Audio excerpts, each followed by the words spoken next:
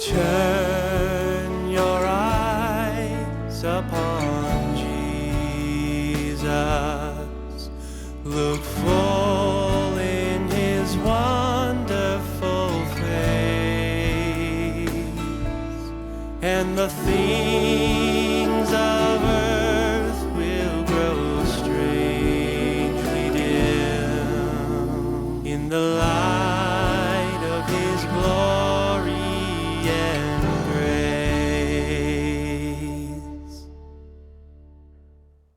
Thank you for watching Yeshua in the Tanakh. We have come to chapter 20 of the book of Genesis, and I shall read some verses. And Abraham journeyed from there to the south, and dwelt between Kadesh and Shur, and stayed in Gerar.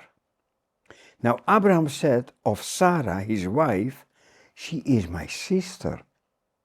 And Abimelech, king of Gerar, sent and took Sarah. But God came to Abimelech in a dream by night and said to him, "You are a dead man, because of the woman whom you have taken, for she is a man's wife." But Abimelech had not come near her, and he said, "Lord, will you slay a righteous nation also? Did he not say to me, 'She's my sister'? And she, even she herself said, 'He's my brother.' In the integrity of my heart and innocence of my hands, I have done this." And God said to him, "Yes, I know. I know that you did this in the integrity of your heart. For I also withheld you from sinning against me. Therefore I did not let you touch her. Now, therefore, restore the man's wife, for he is a prophet.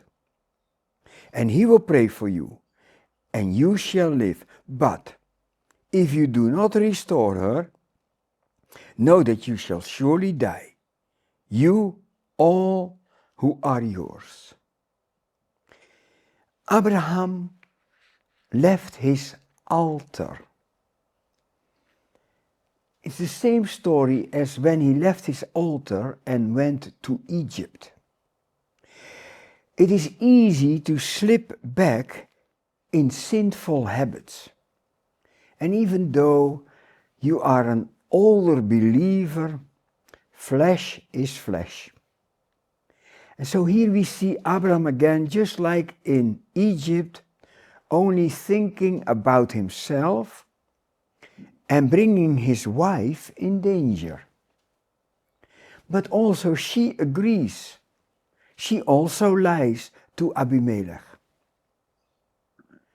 A marriage with a thin inside is in bad shape.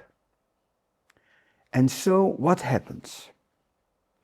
God comes to Abimelech and says to him, "You're a dead man because you took somebody's wife." It is helpful to read the sins in the Bible, because then you can read how God thinks about it. Through all this, Abimelech starts to respect the God of Abraham. Let us continue now in Genesis chapter 20, verse 8. Abimelech rose early in the morning, called all his servants, and told all these things in their hearing, and the men were very much afraid. So there was the fear of God in Gerar. Let's now look at the excuses that Abraham makes in verse 11. And Abraham said, "I thought surely the fear of God is not in this place, and they will kill me on account of my wife." He was wrong. The fear of God was in that place. The second excuse is verse 12. Half a truth is a whole lie. She is truly my sister. She is the daughter of my father, but not the daughter of my mother. And she became my wife. The third excuse. Verse 13. And it came to pass, when God caused me to wander from my father's house. Wander?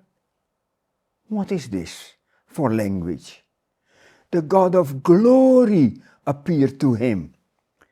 Stephen shares in Acts 7 verse 2. He was not wandering, he was walking by faith. And so Abraham and Abimelech. Abimelech is more a believer than Abraham. But even if we are unfaithful, he remains faithful. God stays at the side of his friend Abraham because of his faith in him. And so Abimelech learns a lot. Abraham learns a lot. What can we learn in this chapter about the Lord Jesus Christ? Because again, the testimony of Jesus is the spirit of prophecy. The first thing, Abraham was not a man of integrity here. He lies, he makes excuses, but the Lord Jesus is always the Lord of integrity. He always deals with integrity with us. The second point is,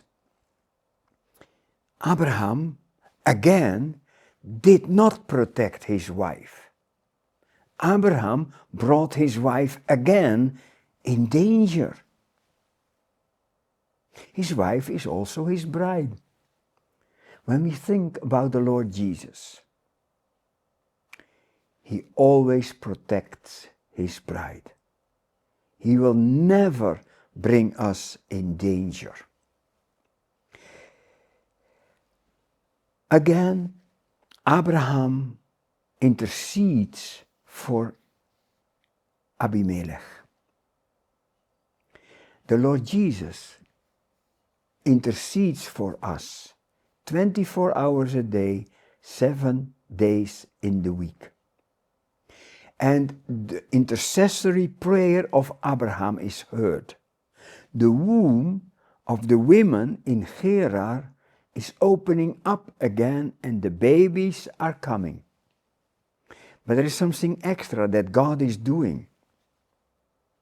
He also opens the womb of Sarah. We can read that in the next chapter. And so the Lord does exceeding abundantly what we can ask or pray. And then finally, Abraham blessed Abimelech, and Abimelech was finally blessed. They blessed each other with gifts. It says in Proverbs 11:25, he who waters others will himself be watered. It's a great joy to be blessed, but it's a greater joy to be a blessing.